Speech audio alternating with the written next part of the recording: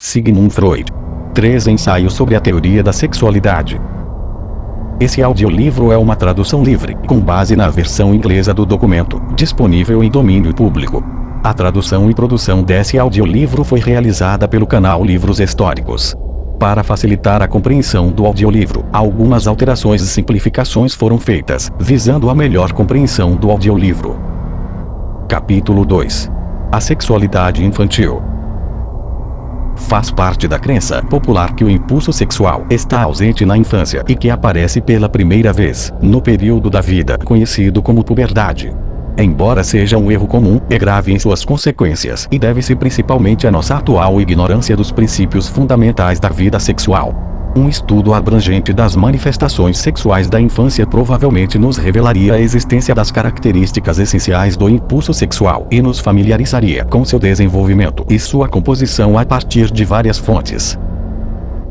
A negligência do infantil. É notável que aqueles escritores que se esforçam para explicar as qualidades e reações do indivíduo adulto tenham dado muito mais atenção ao período ancestral do que ao período da própria existência do indivíduo, ou seja, eles têm atribuído mais influência à hereditariedade do que à infância. Na verdade, pode-se supor que a influência do último período seria mais fácil de entender e que mereceria mais consideração do que a hereditariedade. Certamente, encontramos ocasionalmente na literatura médica notas sobre atividades sexuais prematuras de crianças pequenas, sobre ereções, masturbação e até ações semelhantes ao coito, mas estas são referidas apenas como ocorrências excepcionais, como curiosidades ou como exemplos de perversidade prematura. Nenhum autor, que eu saiba, reconheceu a normalidade do impulso sexual na infância, e nos numerosos escritos sobre o desenvolvimento da criança, o capítulo sobre desenvolvimento sexual geralmente é omitido. Amnésia infantil. Esta notável negligência deve-se em parte a considerações convencionais, que influenciam os escritores, devido à sua própria criação, e em parte a um fenômeno psíquico que até agora permaneceu inexplicado. Refiro-me à peculiar amnésia que cobre a maioria das pessoas, os primeiros anos de sua infância, geralmente os primeiros 6 ou 8 anos. Até agora não nos ocorreu que essa amnésia deveria nos surpreender, embora tenhamos boas razões para a surpresa. Pois somos informados de que naqueles anos dos quais nada obtemos mais tarde, exceto alguns fragmentos incompreensíveis da memória, reagimos vividamente às impressões, que manifestamos dor e prazer como qualquer ser humano, que manifestamos amor, ciúme e outras as paixões, e como então nos afetavam, na verdade, dizem-nos que proferimos comentários que provaram aos adultos que possuímos compreensão e um poder de julgamento em desenvolvimento. Ainda não sabemos nada de tudo isso quando envelhecemos. Porque nossa memória fica atrás de todas as nossas outras atividades psíquicas. Realmente temos motivos para acreditar que em nenhum momento da vida somos mais capazes de impressões e reproduções do que durante os anos da infância.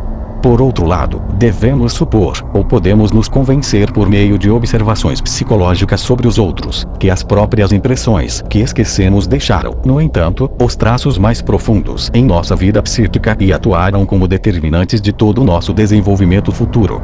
Concluímos, portanto, que não se trata de um esquecimento real de impressões infantis, mas sim de uma amnésia semelhante à observada em neuróticos em experiências posteriores, cuja natureza consiste em serem detidos da consciência, isto é, repressão. Mas que forças provocam essa repressão das impressões infantis? Aquele que conseguir resolver este enigma também explicará a amnésia histérica. Não hesitaremos, entretanto, em afirmar que a existência da amnésia infantil nos dá um novo ponto de comparação entre os estados psíquicos da criança e aqueles do psiconeurótico. Já encontramos outro ponto de comparação quando confrontados com o fato de que a sexualidade do psiconeurótico preserva o caráter infantil ou a ele retornou. Não pode haver uma conexão última entre as amnésias infantil e histérica. A conexão entre as amnésias infantil e histérica é realmente mais do que um mero jogo de humor. A amnésia histérica que serve à repressão só pode ser explicada pelo fato de que o indivíduo já possui uma soma de lembranças, que foram retiradas da disposição consciente e que, por conexão associativa, agora apreendem aquilo que é influenciado pelas forças repulsivas da repressão que emana da consciência. Podemos dizer que sem amnésia infantil não haveria amnésia histérica.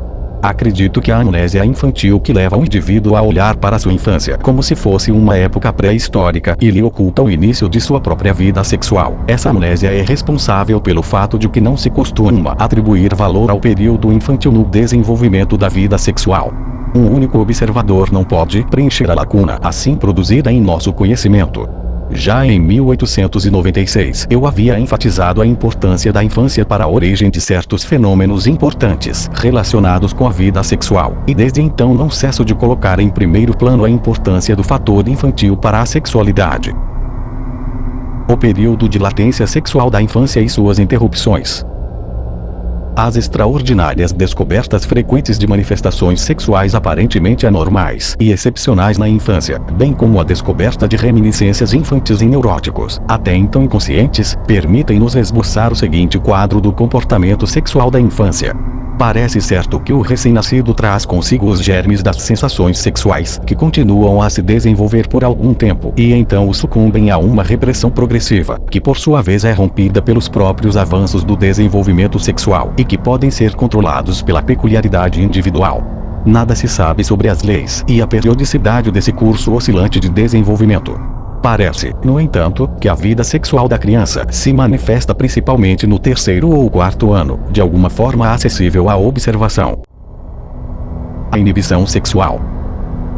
É durante este período de latência total, ou pelo menos parcial, que se desenvolvem as forças psíquicas que mais tarde agem como inibições sobre a vida sexual e estreitam sua direção como diques.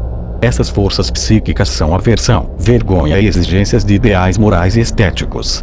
Podemos ter a impressão de que a construção dessas represas na criança civilizada é obra da educação, e certamente a educação contribui muito para isso.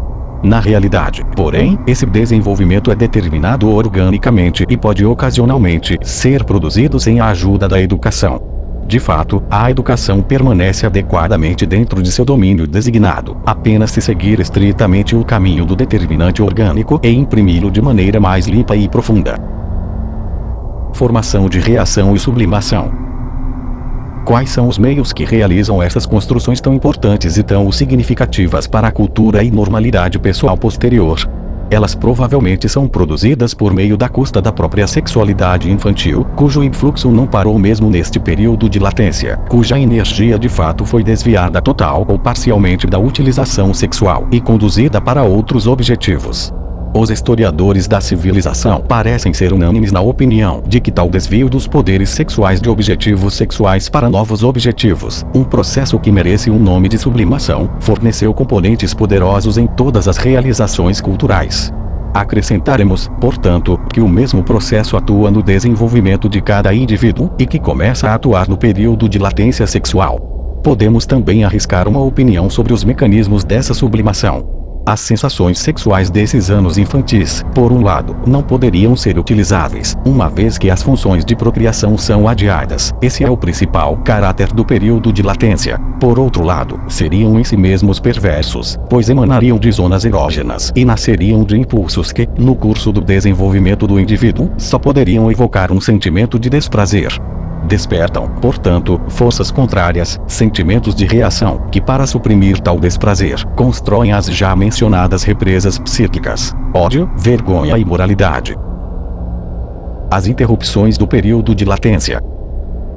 Sem nos iludir quanto ao caráter hipotético e deficiente clareza de nosso entendimento sobre o período infantil de latência e atraso, vamos voltar à realidade e afirmar que tal utilização da sexualidade infantil representa um ideal que traz acima do qual o desenvolvimento do indivíduo geralmente se desvia em alguma medida e muitas vezes consideravelmente. Uma parte da manifestação sexual que se retirou da sublimação ocasionalmente rompe, ou uma atividade sexual permanece durante todo o período de latência, até a irrupção reforçada do impulso sexual na puberdade. Na medida em que prestaram atenção à sexualidade infantil, os educadores se comportaram como se compartilhassem de nossos pontos de vista sobre a formação das forças morais de defesa à custa da sexualidade, e como se soubessem que a atividade sexual torna a criança ineducável, pois os educadores consideram todas as manifestações sexuais da criança como um mal diante do qual pouco pode ser realizado. Temos, porém, todas as razões para dirigir nossa atenção para esses fenômenos tão temidos pelos educadores, pois esperamos encontrar neles a solução da formação primitiva do impulso sexual. As manifestações da sexualidade infantil. Por razões que discutiremos mais adiante, tomaremos como modelo as manifestações sexuais infantis de chupar o dedo, sucção de prazer, às quais o pediatra Húngaro Lindner dedicou um excelente ensaio. Chupar o dedo. O chupar o dedo, que se manifesta no lactente e que pode continuar até a maturidade ou por toda a vida, consiste na repetição rítmica do contato da sucção com a boca, em que o propósito de se alimentar é excluído. Uma parte do próprio lábio, a língua, que é outra região preferencial da pele ao alcance, e até mesmo o dedão do pé, podem ser tomados como objetos de sucção. Simultaneamente, há também o desejo de agarrar coisas, que se manifesta em um puxão ritmado do lóbulo da orelha e que pode levar a criança a agarrar uma parte de outra pessoa, geralmente a orelha, para o mesmo fim. A sucção de prazer está ligada a todo um esgotamento da atenção, e leva ao sono ou mesmo a uma reação motora na forma de um orgasmo. A sucção de prazer é muitas vezes combinada com um contato de fricção com certas partes sensíveis do corpo, como a mama e os órgãos genitais externos. É por esse caminho que muitas crianças passam de chupar o dedo à masturbação. O próprio Lindner reconheceu a natureza sexual dessa ação e a enfatizou abertamente. No berçário, a sucção do dedo costuma ser tratada da mesma forma que qualquer outra travessura sexuais da criança. Uma objeção muito forte foi levantada contra essa visão por muitos pediatras e neurologistas, que em parte certamente se deve à confusão dos termos sexual e genital. Esta contradição levanta a difícil questão, que não pode ser rejeitada, a saber, em quais traços gerais queremos reconhecer as manifestações sexuais da criança. Acredito que a associação das manifestações que vislumbramos através da investigação psicanalítica justifica-nos a reivindicar a sucção do dedo como uma atividade sexual e a estudar através dela as características essenciais da atividade sexual infantil. Autoerotismo. É nosso dever aqui organizar este estado de coisas de maneira diferente. Insistamos que o caráter mais marcante dessa atividade sexual é que o impulso não é dirigido contra outras pessoas, mas que se gratifica em seu próprio corpo. Para usar o termo feliz inventado por Havelock Ellis, diremos que é autoerótico. Além disso, é claro que a ação da criança que chupa o dedo é determinada pelo fato de ela buscar um prazer já experimentado e agora lembrado. Através da sucção rítmica de uma porção da pele ou mucosa, encontra a gratificação da forma mais simples. Também é fácil conjecturar em que ocasiões a criança experimentou pela primeira vez esse prazer que agora se esforça para renovar. A primeira e mais importante atividade na vida da criança, a sucção do seio da mãe, ou seu substituto, deve tê-la familiarizado com esse prazer. Diríamos que os lábios da criança se comportaram como uma zona erógena, e que a excitação pelo jato quente de leite foi realmente a causa da sensação de prazer. Certamente, a gratificação da zona erógena foi a princípio unida à gratificação de se alimentar. Aquele que vê uma criança saciada afundar-se no seio da mãe e adormecer com as faces avermelhadas e um sorriso feliz, terá de admitir que esta imagem permanece como típica da expressão da gratificação sexual na vida adulta. Mas o desejo de repetição da gratificação sexual é separado do desejo de se alimentar, uma separação que se torna inevitável com o aparecimento dos dentes, quando o alimento não é mais sugado, mas mastigado. A criança não usa um objeto estranho para sugar, mas prefere sua própria pele, porque é mais conveniente, porque assim ela se torna independente do mundo exterior que ela ainda não pode controlar, e porque assim ela cria para si mesma, como era, por um segundo, ainda que inferior, uma zona erógena. A inferioridade dessa segunda região a incita a buscar depois as mesmas partes, os lábios de outra pessoa. Nem todas as crianças chupam o dedo. Pode-se supor que seja encontrado apenas em crianças nas quais o significado erógeno da zona labial é constitucionalmente reforçado. As crianças nas quais isso é repetido são beijadoras habituais quando adultas e mostram uma tendência ao beijo perverso, ou como homens têm um desejo acentuado de beber e fumar. Mas se a repressão entra em ação, eles sentem nojo de comer e apresentam vômitos histéricos. Em virtude da comunidade da zona labial, a repressão invade o impulso de nutrição. Muitas das minhas pacientes do sexo feminino apresentam distúrbios no comer, como sensações de asfixia e vômitos. Têm sido sugadores de dedo energéticos durante a infância. Na sucção do dedo ou sucção de prazer, já pudemos observar os 3 caracteres essenciais de uma manifestação sexual infantil. Este último tem sua origem em conexão como uma função corporal muito importante para a vida. Ainda não conhece nenhum objeto sexual. É autoerótico e seu objetivo sexual está sob o controle de uma zona erógena. Suponhamos, por ora, que esses caracteres também sejam verdadeiros para a maioria das outras atividades do impulso sexual infantil. A finalidade sexual da sexualidade infantil. As características das zonas erógenas. A partir do exemplo de chupar o dedo, podemos reunir muitos pontos úteis para a distinção de uma zona erógena. É uma porção de pele ou membrana mucosa na qual os estímulos produzem uma sensação de prazer de qualidade definida. Não há dúvida de que os estímulos produtores de prazer são governados por determinantes especiais que desconhecemos. Os caracteres rítmicos devem desempenhar algum papel neles. Isso sugere fortemente uma analogia com fazer cócegas. Não parece, entretanto, tão certo se o caráter da sensação prazerosa evocada pelo estímulo pode ser designado como peculiar e em que parte dessa peculiaridade existe o fator sexual. A psicologia ainda está tateando no escuro quando se trata de questões de prazer e dor, e a suposição mais cautelosa é, portanto, a mais aconselhável. Talvez mais tarde possamos encontrar razões que parecem apoiar a qualidade peculiar da sensação de prazer. A qualidade erógena pode aderir principalmente a regiões definidas do corpo. Como mostra o exemplo de chupar o dedo, existem zonas erógenas predestinadas. Mas o mesmo exemplo também mostra que qualquer outra região da pele ou mucosa pode assumir a função de zona erógena. Deve, portanto, trazer consigo uma certa adaptabilidade. A produção da sensação de prazer depende, portanto, mais da qualidade do estímulo do que da natureza da região corporal. A criança que chupa o dedo olha em volta de seu corpo e seleciona qualquer parte dele para chupar por prazer. Acostumada a isso, passa a preferir. Se ele acidentalmente atingir uma região predestinada, como mama, mamilo ou genitais, naturalmente terá a preferência. Uma tendência bastante análoga ao deslocamento é novamente encontrada na sintomatologia da histeria. Nessa neurose, a repressão diz respeito principalmente às zonas genitais propriamente ditas. Estas, por sua vez, transmitem sua excitação às outras zonas erógenas, geralmente adormecidas na vida madura, que então se comportam exatamente como genitais. Mas, além disso, assim como na sucção do dedo, qualquer outra região do corpo pode ser dotada da excitação dos genitais e elevada a uma zona erógena. Zonas erógenas e esterógenas apresentam os mesmos caracteres. O objetivo sexual infantil. O objetivo sexual do impulso infantil consiste na produção de gratificação por meio da excitação adequada desta ou daquela zona erógena selecionada. Para deixar o desejo de sua repetição, essa gratificação deve ter sido experimentada anteriormente, e podemos ter certeza de que a natureza criou meios definidos para não deixar essa ocorrência ao mero acaso. Já discutimos o arranjo que cumpriu esse propósito para a zona labial. É a conexão simultânea desta parte do corpo com a alimentação. Também encontraremos outros mecanismos semelhantes como fontes de sexualidade.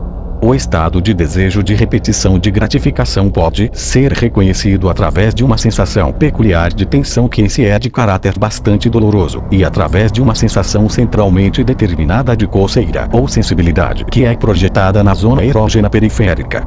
O objetivo sexual pode, portanto, ser formulado da seguinte forma: o objetivo principal é substituir o sentimento de sensibilidade projetado na zona erógena por aquele estímulo externo que remove o sentimento de sensibilidade ao evocar o sentimento de gratificação. Esse estímulo externo consiste geralmente em uma manipulação análoga à sucção. Está de pleno acordo com nosso conhecimento fisiológico se o desejo for despertado também perifericamente através de uma mudança real na zona erógena. A ação é intrigante apenas até certo ponto, pois um estímulo para sua supressão parece querer outro aplicado ao mesmo lugar. As manifestações sexuais masturbatórias. É uma grande satisfação saber que não há nada mais importante para aprender sobre a atividade sexual da criança depois que o impulso de uma zona erógena se torna compreensível para nós. As diferenças mais pronunciadas encontram-se na ação necessária para a gratificação, que consiste em sugar pela zona labial e que deve ser substituída por outras ações musculares de acordo com a situação e natureza das outras zonas. A atividade da zona anal. Como a zona labial, a zona anal é, através de sua posição, adaptada para conduzir a sexualidade às outras funções do corpo. Deve-se supor que o significado erógeno dessa região do corpo era originalmente muito grande.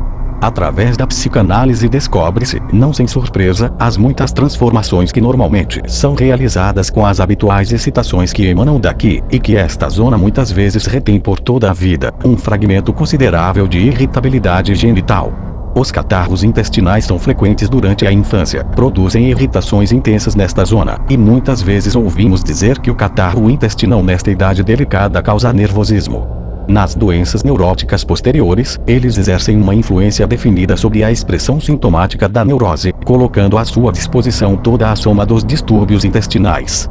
Considerando o significado erógeno da zona anal que foi retido pelo menos na transformação, não se deve rir das influências hemorroidais, às quais a velha literatura médica atribuiu tanto peso na explicação dos estados neuróticos.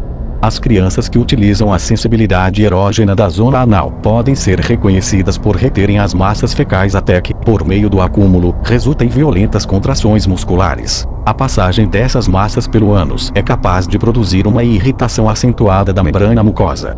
Além da dor, isso deve produzir também uma sensação de prazer.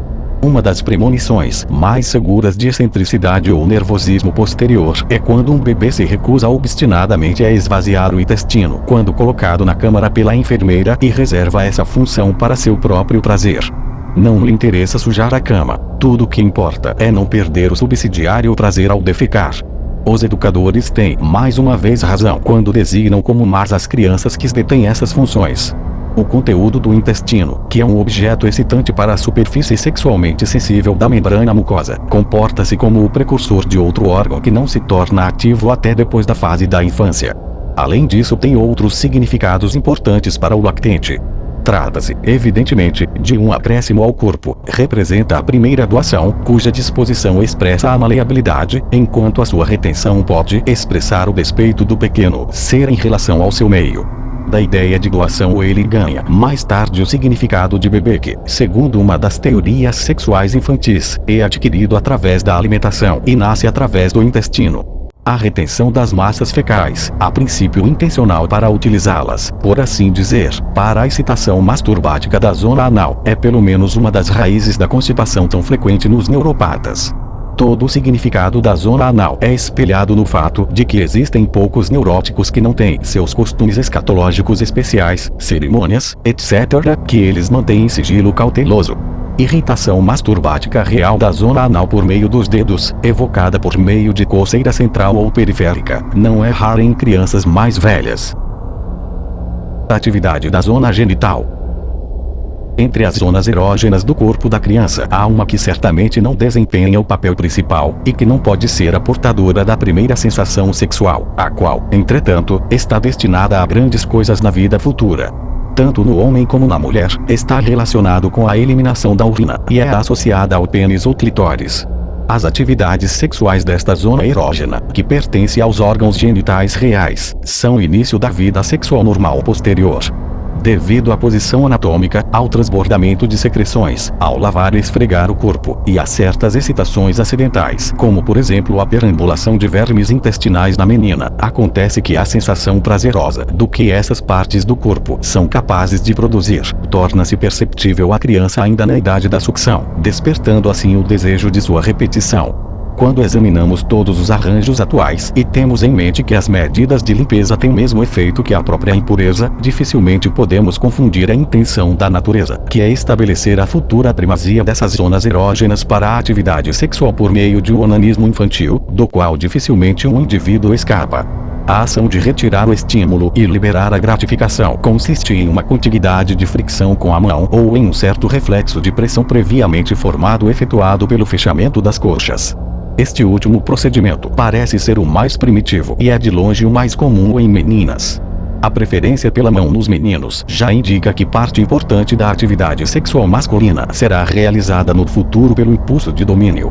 Pode ajudar a esclarecer se eu afirmar que a masturbação infantil deve ser dividida em 3 fases. A primeira fase pertence ao período de amamentação, a segunda ao curto período de florescimento da atividade sexual por volta do 4º ano, e apenas a terceira corresponde àquela que muitas vezes é considerada exclusivamente como onanismo da puberdade.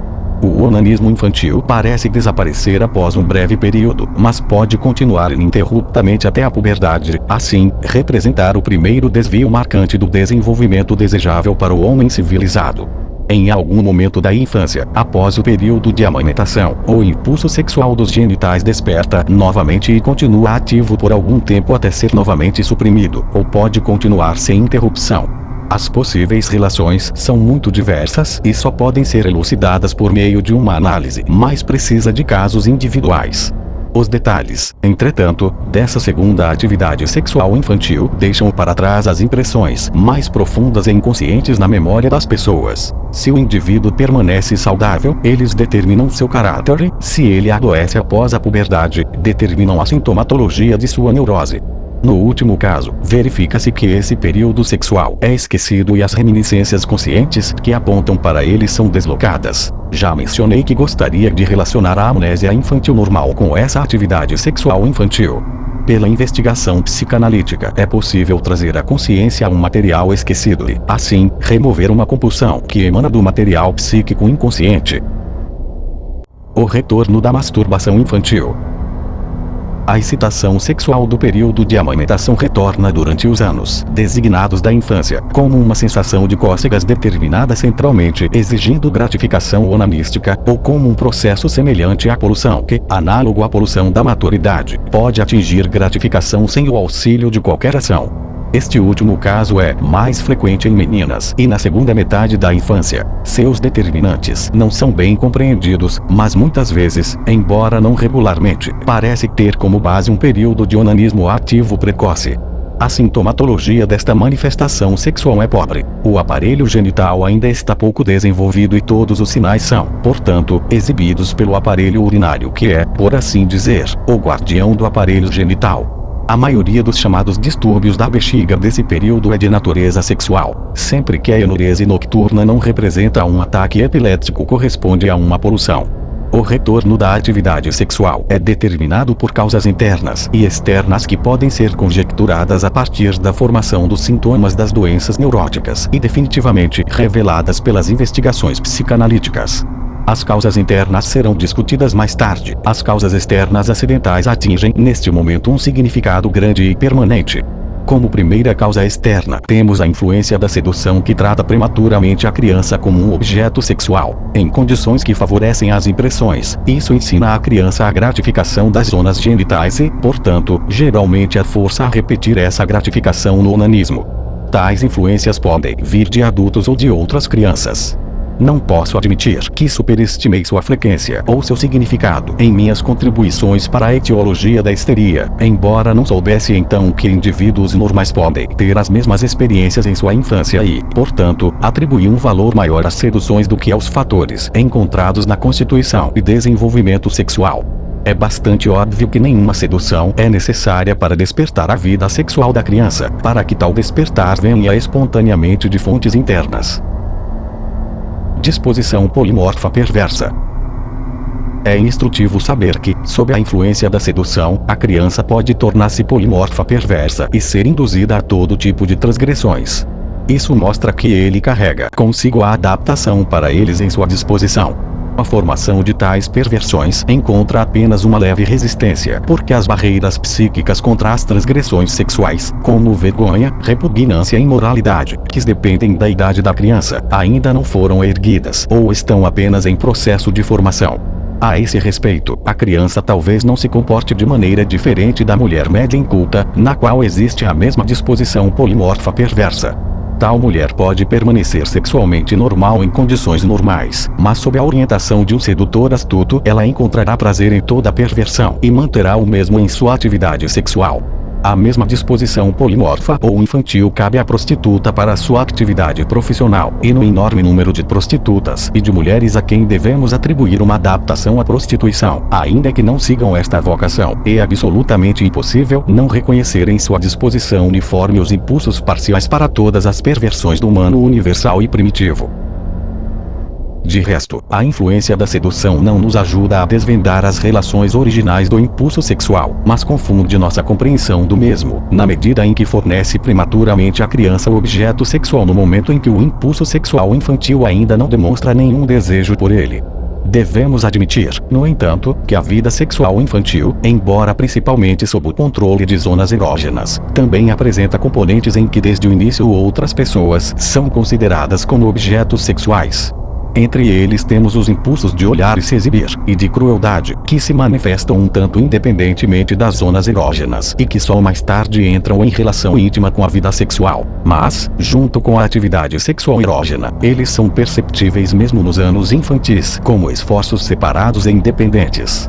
A criança pequena é antes de tudo desavergonhada, e em seus primeiros anos demonstra um prazer definido em exibir seu corpo e especialmente seus órgãos sexuais. Uma contrapartida desse desejo, que deve ser considerado perverso, é a curiosidade de ver os órgãos genitais de outras pessoas. Provavelmente aparece pela primeira vez nos últimos anos da infância, quando o impedimento do sentimento de vergonha já atingiu um certo desenvolvimento. Sob a influência da sedução, a perversão do olhar pode adquirir grande importância para a vida sexual da criança. Ainda assim, a partir de minhas investigações da infância de pacientes normais neuróticos, devo concluir que o impulso de olhar pode aparecer na criança como uma manifestação sexual espontânea. Crianças pequenas, cuja atenção já foi direcionada para seus próprios órgãos genitais, geralmente por masturbação, tendem a progredir nessa direção sem interferência externa e a desenvolver um vívido interesse pelos órgãos genitais de seus companheiros de brincadeira. Como a ocasião para a satisfação de tal curiosidade é geralmente oferecida durante a satisfação de ambas as necessidades excrementícias, tais crianças tornam-se voyeurs e são espectadores zelosos da micção de urina e fezes de outras pessoas. Os órgãos genitais de outras pessoas, próprios ou do outro sexo, permanece como um desejo atormentador que, em alguns casos neuróticos, fornece a força motriz mais forte para a formação de sintomas. O componente de crueldade do impulso sexual desenvolve-se na criança com uma independência ainda maior daquelas atividades sexuais que estão ligadas às zonas erógenas. A crueldade está especialmente próxima do caráter infantil, uma vez que a inibição que restringe o impulso de domínio antes que ele cause dor aos outros, isto é, a capacidade de simpatia, desenvolve-se relativamente tarde. Como sabemos, uma análise psicológica completa desse impulso ainda não foi realizada com sucesso. Podemos presumir que os sentimentos cruéis emanam do impulso de domínio e aparecem em um período da vida sexual antes que os órgãos genitais tenham assumido seu papel posterior. Domina então uma fase da vida sexual, que mais tarde descreveremos como a organização pré-genital. Crianças que se distinguem por demonstrar crueldade especial com animais e companheiros de brincadeiras podem ser justamente suspeitas de atividade sexual intensa e prematura nas zonas erógenas. E em uma prematuridade simultânea de todos os impulsos sexuais, a atividade sexual erógena certamente parece ser primária. A ausência da barreira da simpatia traz consigo o perigo de que as conexões entre a crueldade e os impulsos erógenos formados na infância não possam ser quebradas mais tarde na vida. Uma fonte erógena do impulso passivo para a crueldade, isto é masoquismo, encontra-se na dolorosa irritação da região glútea, familiar a todos os educadores desde as confissões de Rousseau. Isso justamente os levou a exigir que o castigo físico, que geralmente diz respeito a essa parte do corpo, fosse negado a todas as crianças nas quais a libido pudesse ser forçada a caminhos colaterais pelas exigências posteriores da educação cultural. A investigação do sexo infantil. Curiosidade. Ao mesmo tempo em que a vida sexual da criança atinge seu primeiro florescimento, dos 3 aos 5 anos de idade, também evidencia o início daquela atividade que é atribuída ao impulso de conhecimento e investigação. O desejo de conhecimento não pode ser adicionado aos componentes elementares dos impulsos, nem pode ser totalmente subordinado à sexualidade. Sua atividade corresponde, por um lado, a um modo sublimador de aquisição e, por outro lado, trabalha com a energia do desejo de olhar. Suas relações com a vida sexual, entretanto, são de particular importância, pois aprendemos com a psicanálise que a curiosidade das crianças são atraídas pelos problemas sexuais extraordinariamente cedo e de maneira inesperadamente intensa. Na verdade, talvez possam ser primeiro despertadas pelos problemas sexuais. O enigma da esfinge. Não são interesses teóricos, mas práticos, que iniciam o trabalho da atividade investigativa na criança. A ameaça às condições de sua existência pela chegada real ou esperada de um novo filho, o medo da perda de cuidado e amor que está relacionado a esse evento, fazem com que a criança se torne pensativa e sagaz. Correspondendo à história desse despertar, o primeiro problema com o qual se ocupa não é a questão da diferença entre os sexos, mas o enigma: de onde vêm os filhos? De uma forma distorcida, que pode ser facilmente desvendada, este é o mesmo enigma que foi dado pela esfinge de Tebas. O fato de haver dois sexos geralmente é aceito pela criança sem esforço e hesitação. É bastante natural para o filho do sexo masculino pressupor em todas as pessoas que conhecem um genital como o seu, e achar impossível harmonizar a falta dele com sua concepção dos outros. O complexo de castração.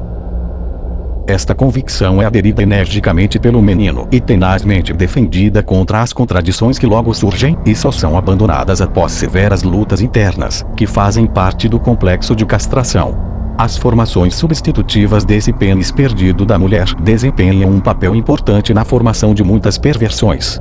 A suposição do mesmo órgão genital masculino em todas as pessoas é a primeira das notáveis e consequentes teorias sexuais infantis.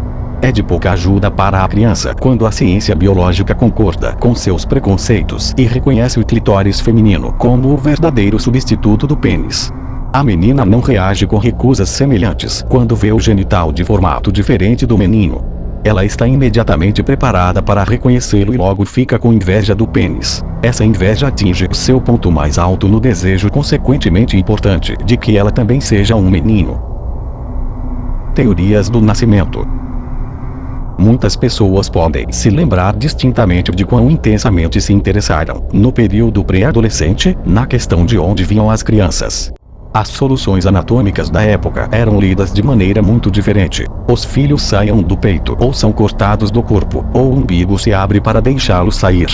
Fora da análise, raramente se lembra da investigação correspondente aos primeiros anos da infância. Há muito se fundiu com a repressão, mas seus resultados foram totalmente uniformes.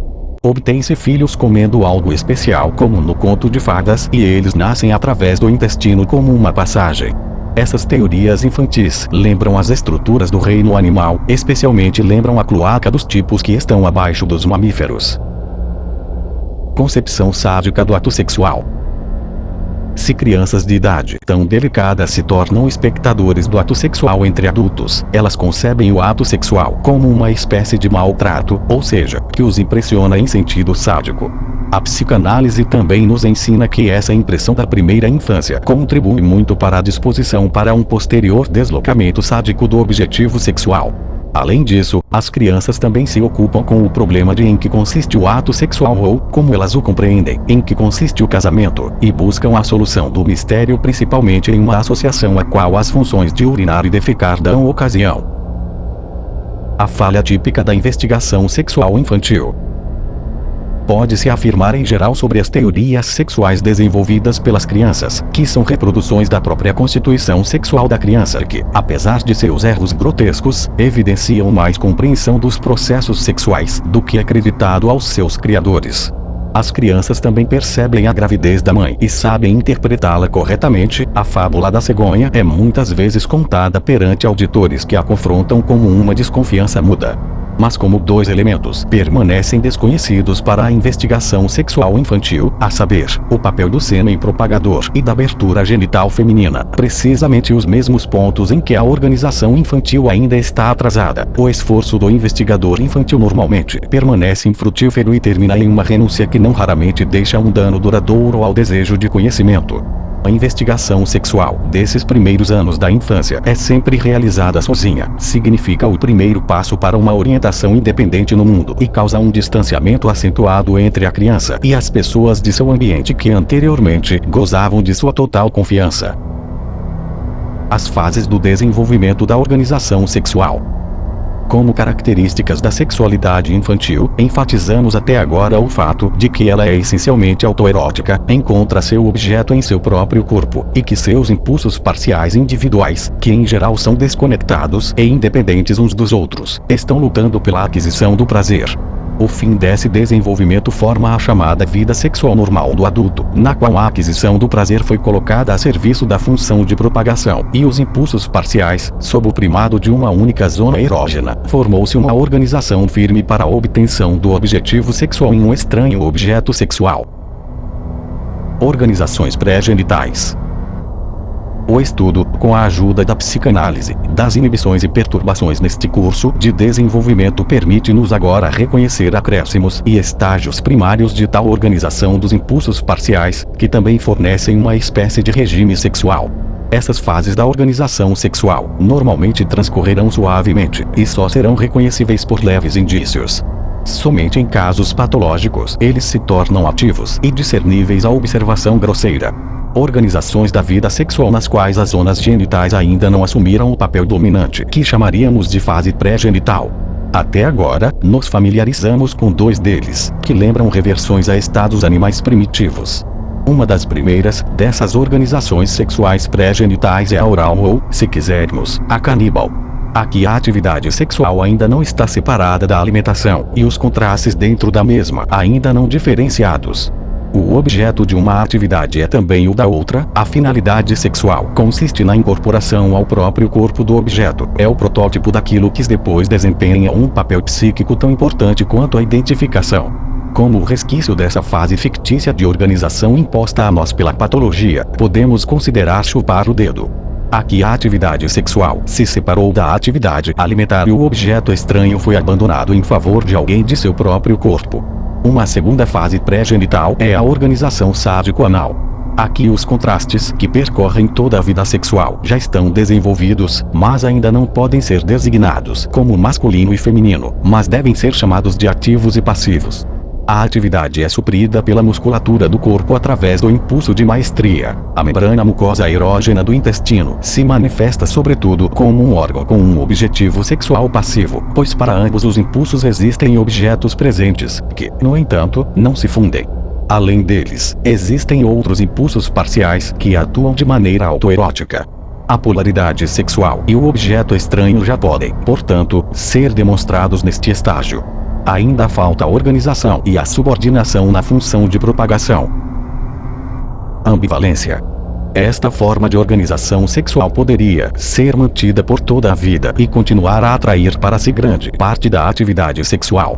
A prevalência do sadismo e o papel da cloaca na zona anal imprimem-lhe uma impressão primorosamente arcaica. Como outra característica pertencente a ela podemos citar o fato de que o par de impulsos contrastantes se desenvolve quase da mesma maneira, comportamento que foi designado por Bleuler com o feliz nome de ambivalência. A suposição das organizações pré-genitais da vida sexual baseia-se na análise das neuroses e dificilmente merece consideração sem o conhecimento das mesmas.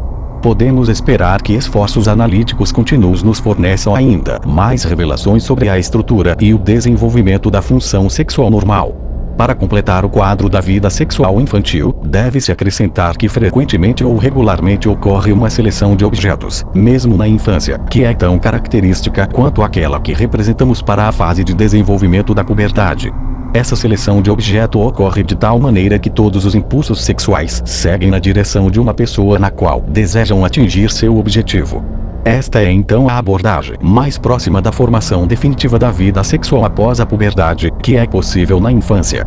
Difere deste último apenas no fato de que a coleta dos impulsos parciais e sua subordinação à primazia dos órgãos genitais é muito imperfeita ou não é realizada na infância. O estabelecimento dessa primazia a serviço da propagação é, portanto, a última fase pela qual passa a organização sexual. Os dois períodos de seleção de objeto. Que a seleção de objeto ocorre em dois períodos, ou em dois turnos, pode ser considerado uma ocorrência típica. O primeiro turno tem origem entre os 3 e 5 anos de idade, sendo interrompido ou regredido pelo período de latência. Caracteriza-se pela natureza infantil de seus objetivos sexuais. A segunda mudança começa com a puberdade e determina a formação definitiva da vida sexual. O fato da dupla seleção de objeto, que se deve essencialmente ao efeito do período de latência, torna-se muito significativo para a perturbação desse estado terminal. Os resultados da seleção infantil do objeto alcançam o período posterior. Eles são preservados como tal ou até mesmo atualizados na época da puberdade. Mas devido ao desenvolvimento da repressão que ocorre entre as duas fases, eles se tornam inutilizáveis. Os objetivos sexuais foram suavizados e agora representam o que podemos designar como as suaves correntes da vida sexual. Somente a investigação psicanalítica pode demonstrar que por trás dessa ternura, como honrar e estimar, se escondem os antigos impulsos sexuais dos impulsos parciais infantis, que agora se tornarão inúteis. A seleção de objetos do período púbere deve renunciar aos objetos infantis e recomeçar como um fluxo sensual. O fato de as duas correntes não se encontrarem com frequência suficiente tem como resultado que um dos ideais da vida sexual, a saber, a união de todos os desejos em um objeto, não pode ser alcançado. As fontes da sexualidade infantil. Em nosso esforço para acompanhar as origens do impulso sexual, descobrimos até agora que a excitação sexual se origina 1. Como uma imitação de uma gratificação que foi experimentada em conjunto com outros processos orgânicos. 2. Através da estimulação periférica apropriada das zonas erógenas. 3. E como expressão de algum impulso, como os impulsos de olhar e crueldade, cuja origem ainda não entendemos completamente. A investigação psicanalítica da vida posterior, que remonta à infância, e a observação contemporânea da própria criança cooperam para nos revelar ainda outras fontes de fluxo regular da excitação sexual. A observação da infância tem a desvantagem de tratar de material facilmente incompreendido, enquanto a psicanálise é dificultada pelo fato de só poder chegar a seus objetos e conclusões por meio de grandes desvios. Ainda assim, os esforços unidos de ambos os métodos alcançam um grau suficiente de compreensão positiva. Ao investigar as zonas erógenas, já descobrimos que essas regiões da pele mostram apenas o exagero especial de uma forma de sensibilidade que, até certo ponto, se encontra em toda a superfície da pele. Portanto, não nos surpreenderá saber que certas formas de sensibilidade geral na pele podem ser atribuídas a uma ação erógena muito distinta. Entre estes, mencionaremos acima de tudo a sensibilidade e a temperatura. Isso talvez nos prepare para a compreensão dos efeitos terapêuticos dos banhos mornos. Excitação mecânica. Devemos, além disso, descrever aqui a produção de excitação sexual por meio de agitação mecânica rítmica do corpo. Existem 3 tipos de influências excitantes: as que atuam no aparelho sensorial dos nervos vestibulares, as que atuam na pele e as que atuam nas partes profundas, como músculos e articulações. A excitação sexual produzida por essas influências parece ser de natureza prazerosa. Vale ressaltar que por algum tempo continuaremos a usar indiscriminadamente os termos excitação sexual e gratificação, deixando a busca pela explicação dos termos para mais tarde, e que o prazer é produzido por estimulação mecânica é provado pelo fato de que as crianças gostam tanto de brincadeiras envolvendo movimentos passivos, como balançar ou voar no ar, e exigem repetidamente sua repetição. Como sabemos, balançar é regularmente usado para colocar crianças inquietas para dormir. A sensação de tremor experimentada em vagões e trens ferroviários exerce uma influência tão fascinante sobre as crianças mais velhas, que todos os meninos, pelo menos uma vez na vida, desejam se tornar condutores e motoristas. Costumam atribuir às atividades ferroviárias um interesse extraordinário e misterioso. Durante a idade das atividades fantásticas, pouco antes da puberdade, utilizam-nas como um núcleo para requintados simbolismos sexuais. O desejo de conectar a viagem de trem com a sexualidade aparentemente se origina do caráter prazeroso da sensação de movimento. Quando a repressão mais tarde se instala e transforma tantos dos gostos infantis em seus opostos, essas mesmas pessoas, como adolescentes e adultos, reagem ao balançar e rolar com náuseas e ficam terrivelmente exaustas por uma viagem de trem, ou mostram uma tendência a ataques de ansiedade durante a viagem e, ao ficarem obcecados com a fobia da ferrovia, protegem-se contra a repetição das experiências dolorosas. Isso também se encaixa no fato ainda não compreendido de que a coexistência do medo com o tremor mecânico produz as formas histéricas mais severas de neurose traumática. Pode-se pelo menos supor que, mesmo que uma leve intensidade dessas influências se torne uma fonte de excitação sexual, a ação de uma quantidade excessiva delas produzirá uma profunda desordem no mecanismo sexual. Atividade muscular. É bem sabido que a criança precisa de forte atividade muscular, de cuja gratificação extrai extraordinário prazer. Se esse prazer tem algo a ver com a sexualidade, se inclui-se a satisfação sexual ou pode ser ocasião de excitação sexual, tudo isso pode ser refutado por considerações críticas, que provavelmente serão direcionadas também à posição assumida acima de que o prazer nas sensações de movimento passivo são de caráter sexual ou que são sexualmente excitantes. Permanece, porém, o fato de que várias pessoas relatam ter experimentado os primeiros sinais de excitação em seus órgãos genitais durante brigas ou luta livre com amiguinhos, situação em que, além do esforço muscular geral, há um contato intenso com a pele do oponente que também se torna eficaz. O desejo de disputa muscular com uma pessoa definida, como o desejo de disputa de palavras em anos posteriores, é um bom sinal de que a seleção do objeto foi direcionada a essa pessoa. Na promoção da excitação sexual por meio da atividade muscular, podemos reconhecer uma das fontes do impulso sádico. A conexão infantil entre luta e excitação sexual atua em muitas pessoas como determinante para o futuro curso preferido de seu impulso sexual. Processos afetivos. As outras fontes de excitação sexual na criança estão sujeitas a menos dúvidas. Por meio de observações contemporâneas, bem como por meio de investigações posteriores, é fácil verificar que todos os processos afetivos mais intensos, mesmo excitações de natureza aterrorizante, invadem a sexualidade. Isso pode, em todo caso, fornecer-nos uma contribuição para a compreensão da ação patogênica de tais emoções.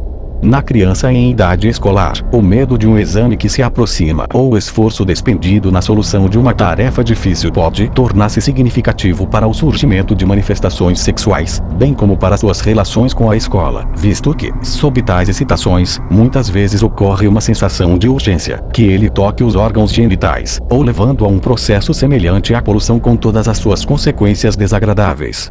O comportamento das crianças na escola, tantas vezes misterioso para o professor, certamente deve ser considerado em relação com sua sexualidade em germinação. A influência sexualmente excitante de alguns afetos dolorosos, como medo, estremecimento e horror, é sentida por muitas pessoas ao longo da vida e explica prontamente por que tantas buscam oportunidades de experimentar tais sensações, contanto que certas circunstâncias acessórias, como subcondições imaginárias circunstâncias na leitura ou no teatro, suprimem a seriedade do sentimento doloroso. Se pudéssemos supor que a mesma ação erógena também atinge os sentimentos dolorosos intensivos, especialmente se a dor for atenuada ou mantida à distância por uma determinação subsidiária, essa relação conteria então as principais raízes do impulso masoquista sádico, composição múltipla da qual estamos obtendo uma percepção gradual. Trabalho intelectual.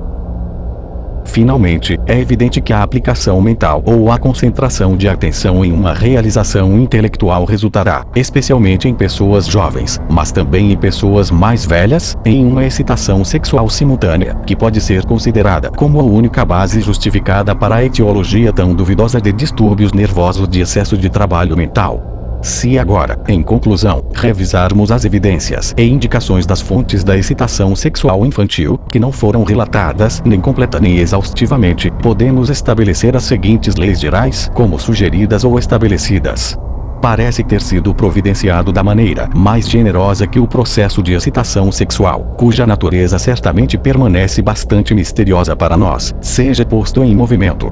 O fator que proporciona esta provisão de maneira mais ou menos direta é a excitação das superfícies sensíveis da pele e dos órgãos sensoriais, enquanto as influências excitatórias mais imediatas são exercidas em certas partes que são designadas como zonas erógenas. O critério em todas essas fontes de excitação sexual é realmente a qualidade dos estímulos, embora o fator de intensidade na dor não seja totalmente sem importância. Mas, além disso, existem arranjos no organismo que induzem a excitação sexual como uma ação subsidiária em um grande número de processos internos, assim que a intensidade desses processos se elevou acima de certos limites quantitativos. O que designamos como impulsos parciais da sexualidade são derivados diretamente dessas fontes internas de excitação sexual ou compostos de contribuições de tais fontes e de zonas erógenas. É possível que nada de considerável importância ocorra no organismo que não contribua com seus componentes para a excitação do impulso sexual. Parece-me no momento impossível lançar mais luz e certeza sobre essas proposições gerais, e por isso considero dois fatores responsáveis. Primeiro, a novidade dessa forma de investigação e, segundo, o fato de que a natureza da excitação sexual é totalmente desconhecida para nós. No entanto, não deixarei de falar de dois pontos que prometem abrir amplas perspectivas no futuro. Diversas constituições sexuais. 1. Consideramos acima a possibilidade de estabelecer o caráter múltiplo das constituições sexuais congênitas através da formação diversa das zonas erógenas. Podemos agora tentar fazer o mesmo ao lidar com as fontes indiretas de excitação sexual. Podemos assumir que, embora essas diferentes fontes forneçam contribuições em todos os indivíduos, elas não são igualmente fortes em todas as pessoas, e que uma contribuição adicional para a diferenciação das diversas constituições sexuais será encontrada nos desenvolvimentos preferidos das fontes individuais de excitação sexual. Os caminhos das influências opostas. 2. Uma vez que estamos abandonando a forma figurativa de expressão empregada até agora, pela qual falamos de fontes de excitação sexual, podemos agora supor que todos os caminhos de ligação que conduzem de outras funções à sexualidade também devem ser transitáveis no sentido inverso. Por exemplo, se a zona labial, posse comum de ambas as funções, é responsável pelo fato de que a gratificação sexual se origina durante a alimentação, o mesmo fator também oferece uma explicação para os distúrbios na alimentação, se as funções erógenas da zona comum são perturbados. Assim que sabemos que a concentração de atenção pode produzir excitação sexual, é bastante natural supor que, agindo no mesmo caminho, mas em sentido contrário, o estado de excitação sexual poderá influenciar a disponibilidade da atenção voluntária. Boa parte da sintomatologia das neuroses, que atribui a perturbação dos processos sexuais, manifesta-se em perturbações de outras funções corporais não sexuais, e essa ação incompreensível torna-se menos misteriosa se representar apenas a contraparte das influências que controlam a produção da excitação sexual. No entanto, os mesmos caminhos pelos quais os distúrbios sexuais invadem as outras funções do corpo devem, na saúde, servir a outra função importante. Deve ser por esses caminhos que a atração das forças motrizes sexuais para objetivos não sexuais, a sublimação da sexualidade, é realizada. Devemos concluir com a admissão de que muito pouco se sabe definitivamente sobre os caminhos além do fato de que eles existem e que provavelmente são transitáveis em ambas as direções.